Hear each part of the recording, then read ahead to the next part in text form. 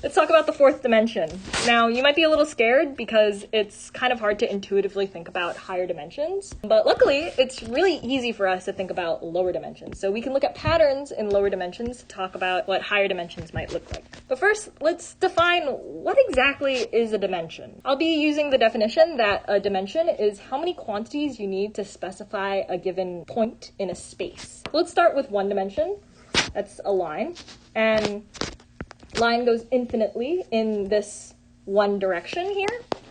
And so if I want to describe any point on this line, I can describe it using just one quantity. Maybe here is 1, and here is 2. All the way out to infinity on that side is, something 1 million, however many zeros that is.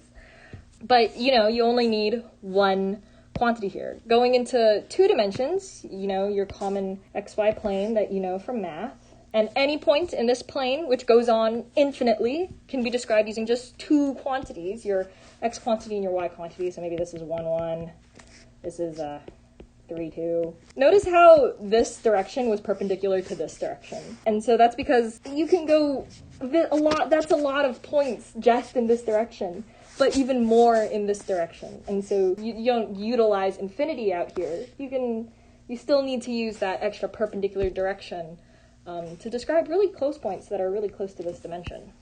Now, to go into 3 dimensions, space, you might say that it's like that, and then the extra dimension is out of the page or into the page.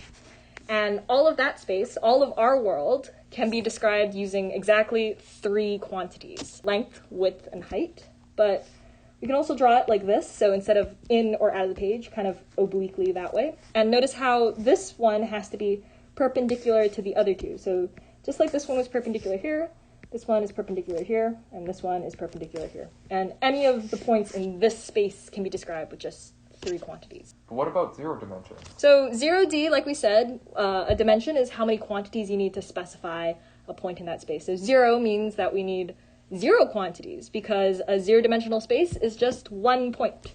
Pretty boring. But what's not boring is 4 dimensions, which needs 4 quantities to describe where it is. So, your x, y, z, and another dimension, let's call it w maybe, that's just perpendicular to all 3 of these. Now, how do you even perceive that? Because obviously you could have just Googled, what does the 4th dimension look like? And you see a lot of pictures. And the way that they do this is using perspectives. Notice how when I did this diagram right here, I had to kind of go obliquely this way. And if I wanted to draw a cube on this paper, I would draw it like this. I would draw this square, and then maybe a smaller one over here, and connect those lines.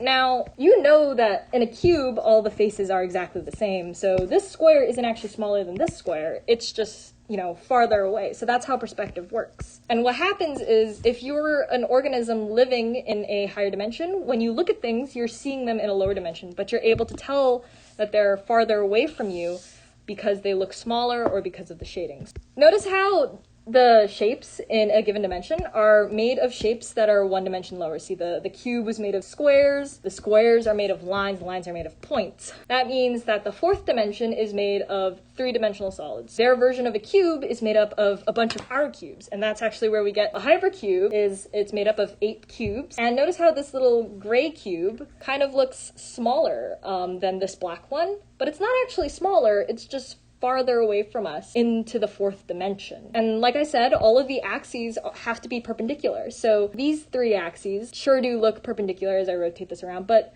this one really doesn't, but it still is. If I were to rotate this in 4 dimensions and you look at its projection down into 3D, you would see that it's all right angles. Just as when I rotate this diagram in 3 dimensions and project it down to 2 dimensions, you can see that all the angles are perpendicular.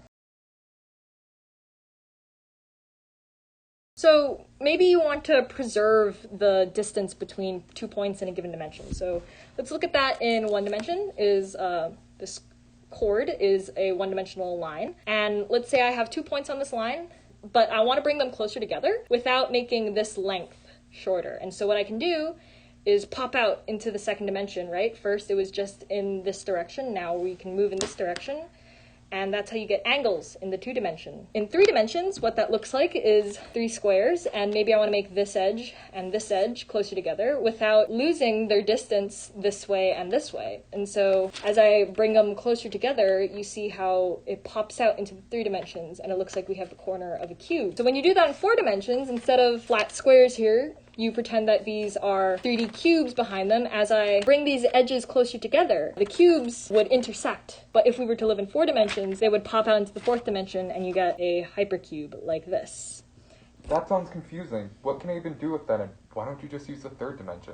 Well, sometimes you can use that 4th quantity to store valuable information. A lot of times video game designers, when they're describing how an object moves in the game, they have velocity in different directions, and the 4th one is kind of like change in velocity. I think it's just interesting to try to see what higher dimensional shapes like this one look like.